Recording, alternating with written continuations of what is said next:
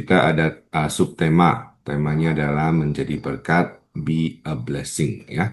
Kita semua dipanggil bukan hanya untuk diberkati, tapi juga untuk menjadi berkat. Ya, Bapak Ibu. Namun sering sekali kemampuan kita menjadi berkat terhalang, Bapak Ibu.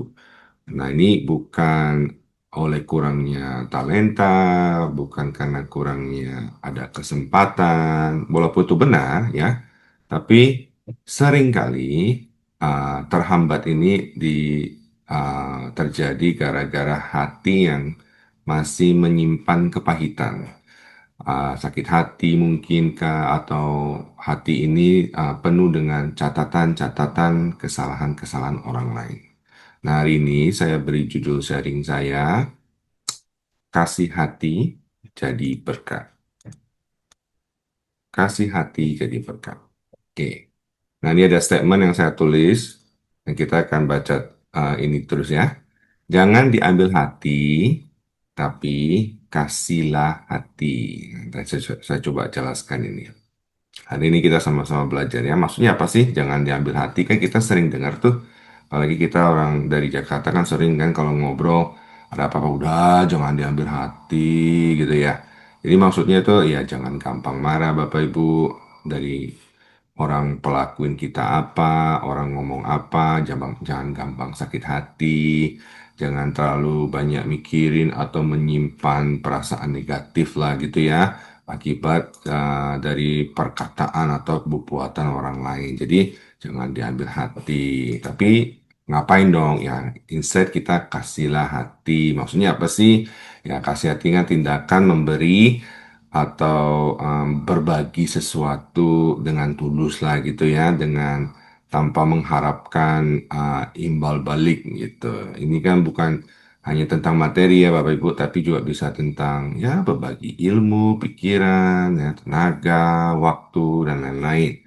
Nah, kasih, kalau memberi kasih itu juga artinya mengampuni, ya, memaafkan. Tuh. Jadi Bapak Ibu kita nggak boleh dikit-dikit diambil hati kata orang atau perbuatan orang gitu. Karena kalau dikit-dikit kita ambil hati, lalu masukin ke dalam hati, ya isinya kan jadi pahit-pahit Bapak Ibu ya, kan yang enak gitu. Dan akhirnya kita sendiri juga yang rugi gitu. Mana bisa jadi berkat gitu ya. Jadi dampaknya apa sih kalau kita dikit-dikit uh, diambil hati gitu kan, simpan kepahitan lah atau apalah gitu ya. Nah, ini dampaknya yang saya ketemukan dan saya pelajari pribadi ya Bapak Ibu ya. Saya pribadi itu saya mengalami ya nomor satu uh, menghalangi aliran berkat Bapak Ibu. Kalau saya lagi sakit hati, ya berkat itu terhalang. Yang dimana saya bisa mendapat berkat ini atau itu, nggak dapat. Kenapa? Gara-gara saya dikit-dikit saya simpan di hati. Saya cepat marah, saya sakit hati ini, saya kepahitan, sebel sama orang ini, sebel sama orang itu. Jadi berkat-berkat yang bisa saya terima nggak dapat gitu. Nah, yang kedua apa? Menguras energi. Saya sering itu.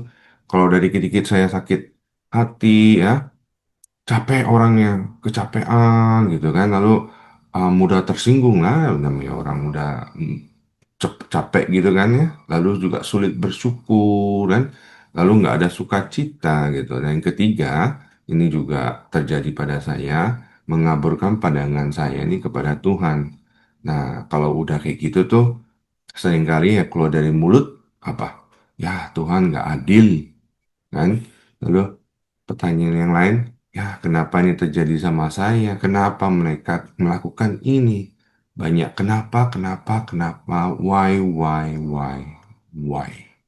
Gitu Bapak Ibu. Jadi kadang tuh masalahnya ya kita sering jadinya menyalahkan Tuhan. Padahal kita sendiri. Itu Bapak Ibu. Jadi kita baca lagi ya.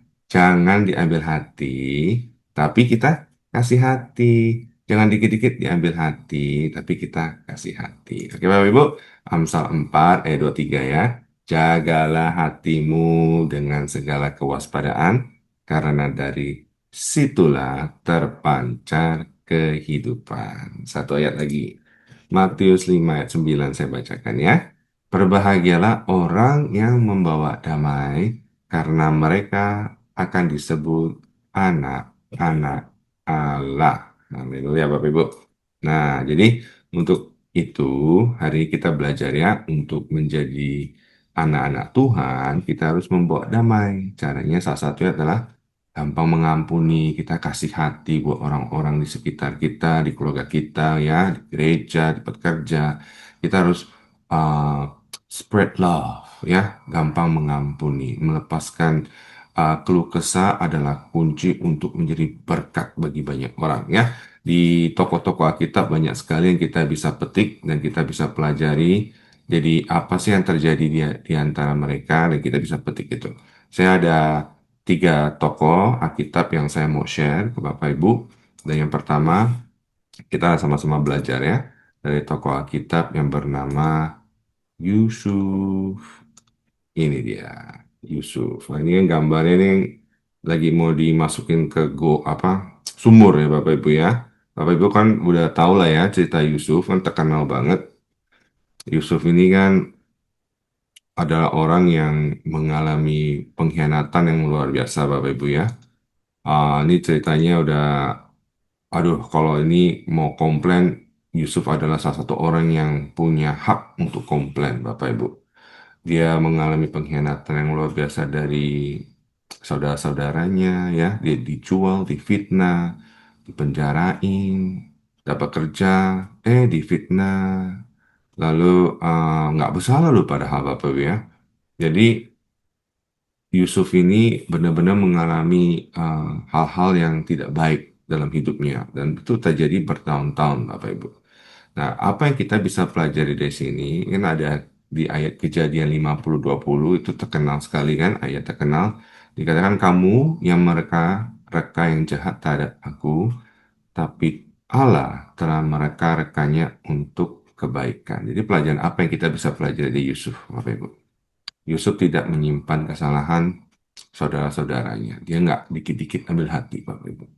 Yusuf memilih untuk mengampuni, bahkan bisa menjadi berkat, Bapak Ibu ya, memberi makan, pertolongan, perlindungan buat keluarganya, bahkan untuk banyak bangsa, bangsa Israel juga salah satunya ya, karena pengampunan Tuhan memakai Yusuf untuk menjadi berkat. Bayangin Bapak Ibu kalau dia itu sakit hati dan dia hidup terus dalam kesakit hatiannya dia. Gak mungkin dia bisa menjadi tangan kanannya Firaun. Gak mungkin itu. Dan gak mungkin dia bisa menjadi saluran berkat buat bangsa Israel, buat Mesir, dan bangsa-bangsa yang lain. Tapi karena dia mengampuni, dia instead of simpen di hati jahat-jahat, dikit-dikit diambil hati, tapi dia kasih hati, mengampuni, jadi berkat. Ayo, kita semua yang ada di sini ya, kita coba cek hidup kita masing-masing. Apa kita masih menyimpan dendam dari mungkin anggota keluarga, teman-teman ya, teman-teman gereja, atau teman-teman pekerjaan, atau mungkin tetangga, siapa aja. Apakah kita masih menyimpan dendam atau dikit-dikit kita ambil hati? Ingat, berkat stuck. Kita nggak bisa jadi berkat. Di bulan Desember, kita mau menjadi berkat. Amin, Bapak Ibu. Oke, kita baca lagi statement ini. Jangan diambil hati, tapi kasihlah hati. Oke, oke, Bapak Ibu. Contoh kedua. Nah, ini Raja Daud ya. Kita bisa belajar apa dari Raja Daud? Ini gambarnya waktu Raja Daud lagi main nih, kecapi, lalu Saul jealous, mau dibunuh dia. Nah, ini ceritanya Daud itu sebenarnya banyak sekali. Daud ini, kalau kita baca dari awal cerita hidupnya, Daud ini dari kecil sudah, anggaplah dia tuh udah nggak dianggap, Bapak Ibu ya. Bapak Ibu ingat kan cerita waktu Nabi Samuel mau ke rumahnya dan mencari raja baru, mau mau di anointing, tapi Daud tuh nggak ada di antara saudaranya, Bapak Ibu. Bayangin, kita ada di keluarga yang nggak dianggap. Wah, nggak enak ya Bapak Ibu ya. Dia nggak dianggap oleh papa mamanya. Ya, uh, di antara saudara-saudaranya pun dia dianggap. ya bocah kecil lah yang nggak bisa apa-apa gitu kan. Nah, lalu kita kalau baca terus, waktu dia sudah dipercayai untuk melayani Raja Saul, dia kan luar biasa, udah mengalahkan Goliat, ngalahin banyak, tentara-tentara musuh, main kecapi buat raja. Mau dibunuh, dikejar-kejar lagi, sampai sembunyi kan di goa gitu kan. Dan sejauh ini kita bisa pelajari bahwa dia tidak menyimpan kesalahan-kesalahan. Kan ada dua kali tuh kesempatan dia bisa bunuh Raja Saul, tapi dia bilang apa? Jangan. Dia malah mengampuni, dia menghormati Bapak Ibu. Luar biasa. Kalau dia tidak belajar untuk memberikan hati atau kasih, ya, I don't think Raja Daud bakal menjadi Raja Daud, Bapak Ibu ya. Nah, jadi Bapak Ibu, apa yang kita bisa pelajari dari dia? Ya satu ya, again, similar sama Yusuf. Dia tidak menyimpan kesalahan keluarganya atau Raja Daud. Dia tidak membalas kejahatan juga dengan kejahatan. Ya, Daud membiarkan Tuhan yang membela. Dia percaya pada Tuhan, proses Tuhan, dan dia percaya bahwa Tuhan yang akan membawa dia naik lagi. Karena hatinya besi, Bapak Ibu, Tuhan mempercayakan Daud menjadi raja yang besar, bahkan menjadi garis keturunan Mesias, Bapak Ibu. Tidak ada manusia yang bisa menghentikan rencana Tuhan, kecuali hati kita sendiri yang kalau kita menolak pengampunan. Oke, Bapak Ibu? Oke, kita baca lagi ya segmen ini sama-sama. Jangan diambil hati, tapi kasihlah hati. Amin, Bapak Ibu ya, kasihlah hati. Oke, yang pertama siapa tadi kita belajar? Yusuf. Yusuf belajar untuk mengampuni, tidak simpan kesalahan, dikit-dikit diambil hati itu enggak, Yusuf enggak gitu.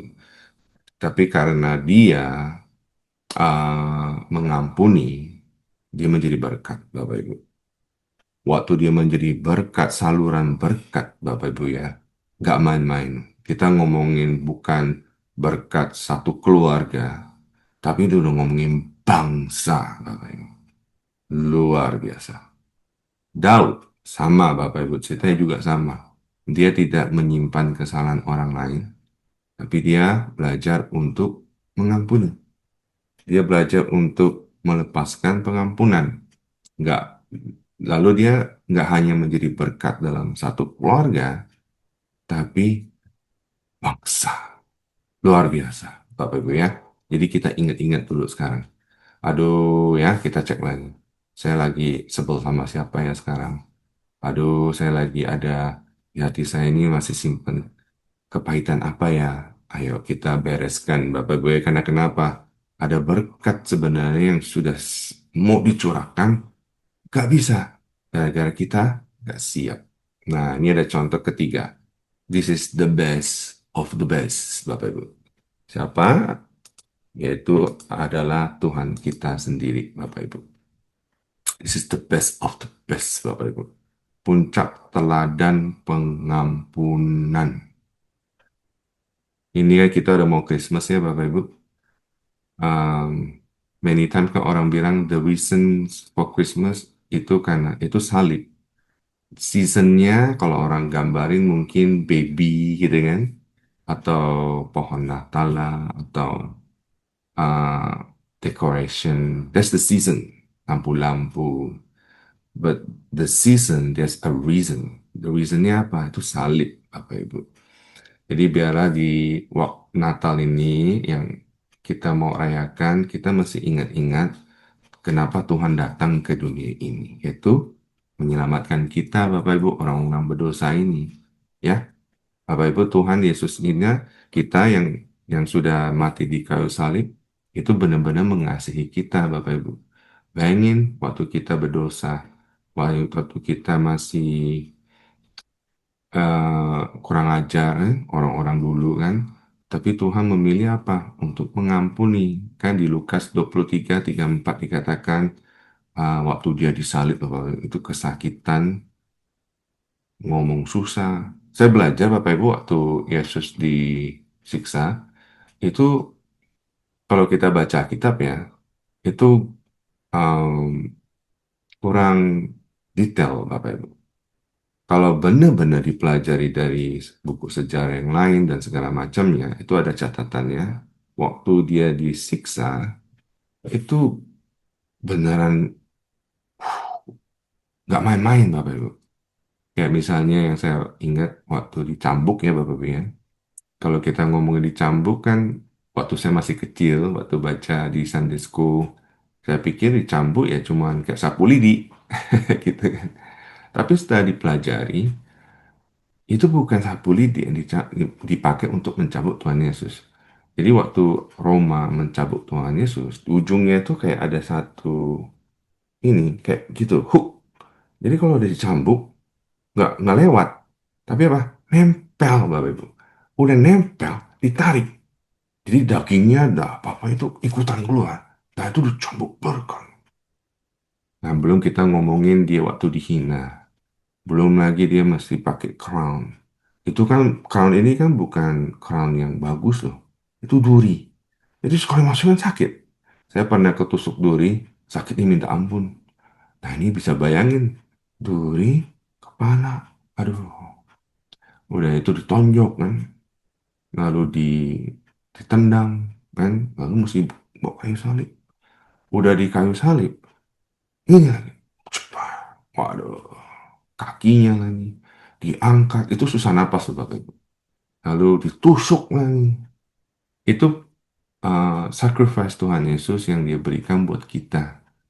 Kalau bayangin ya Bapak Ibu, Tuhan kalau simpen hati sama apa yang saya lakukan, kita semua lakukan. Kata Sisil, mateng kon. Habislah kita semua ya Bapak Ibu ya. Tapi kenapa Tuhan justru memberikan kasihnya di kayu salib Bapak Ibu? Berkatnya tercurah, berkat keselamatan kita semua ada di sini itu berkat Bapak Ibu. Kita bisa duduk, bisa dengerin firman, bisa share firman, bisa kemana-mana, makan enak, sehat. Itu berkat Bapak Ibu. Jangan lupakan itu. Desember kita lagi mau menikmati Christmas yang merayakan Tuhan Yesus. Yang dipikirin jangan Santa Claus, nggak ada itu. Jangan dipikirin apa sih Bu. Oh saya mesti beli ini, saya mesti beli itu, hadiah ini, hadiah itu. Loh, kok malah mikirin itu gitu kan? Dia masih mikirin Tuhan Yesus. Oke Bapak Ibu? Ya, jadi Tuhan Yesus adalah tokoh ketiga yang saya mau share. Yang kita bisa pelajari Bapak Ibu. Dia ini nggak nggak dikit-dikit ambil ke hati ya. Tapi dia kasih hati, dia kasih kasihnya yang luar biasa buat kita. Pengampunan Bapak Ibu tadi kita dapat dari Tuhan ya, harus menjadi gaya hidup buat kita semua. Pengampunan juga membuka pintu keselamatan uh, bagi dunia Bapak Ibu ya. Dan pengampunan kita juga bisa menerima keselamatan. Oke, nah jadi hidup untuk hidup menjadi berkat, ingatlah Bapak Ibu, kita harus mengampuni ya tanpa menyimpan kesalahan. Ya, kita harus melepaskan sakit hati kita, apa-apa yang pahit di hati kita harus lewatkan. Kita harus membiarkan Tuhan kesempatan juga untuk proses kita, untuk kita lebih dewasa lagi dalam hidup kita. Kita harus mengampuni, saat kita mengampuni, hati kita pasti akan dipulihkan, hidup kita menjadi lebih ringan, lebih sehat, dan kita juga akan menjadi berkat. Oke, dua ayat firman saya mau share, and then saya selesai. Yang pertama, saya ambil dari Kolose 3 ayat 13. Sabarlah kamu seorang terhadap yang lain, dan ampunilah seorang akan yang lain. Apabila yang seorang menaruh dendam terhadap yang lain, sama seperti Tuhan telah mengampuni kamu. Kamu perbuatlah, kamu perbuat jugalah demikian. Oke, Efesus 4:31-32. Segala kepahitan, kegeraman, kemarahan, pertikaian, dan fitnah hendaklah dibuang dari antara kamu. Demikian pula segala kejahatan. Tetapi hendaklah kamu ramah seorang terhadap yang lain, penuh kasih, mesra, dan saling mengampuni. Sebagaimana Allah di dalam Kristus telah mengampuni kamu, saya, kita semua. Amin. Sudah selesai, mari kita berdoa. Oke? Bapak, kami ucap syukur untuk pagi hari ini kami belajar Tuhan bahwa Engkau sangat mengasihi kami. Di bulan Desember kami mau belajar untuk menjadi berkat Tuhan. Dan kami belajar untuk menjadi saluran berkat, kami harus belajar untuk mengampuni Tuhan. Seperti Engkau Tuhan Yesus yang sudah mengampuni kami. Sangat mengasihi kami di kayu salib. Kami mau Tuhan menjadi seperti Engkau, mau belajar untuk mengampuni. Mengampuni keluarga kami, teman-teman kami Tuhan baik di gereja atau di tempat kerja, marketplace, mengampuni orang-orang mungkin tetangga, Tuhan, siapapun Tuhan, kami berdoa untuk melepaskan pengampunan.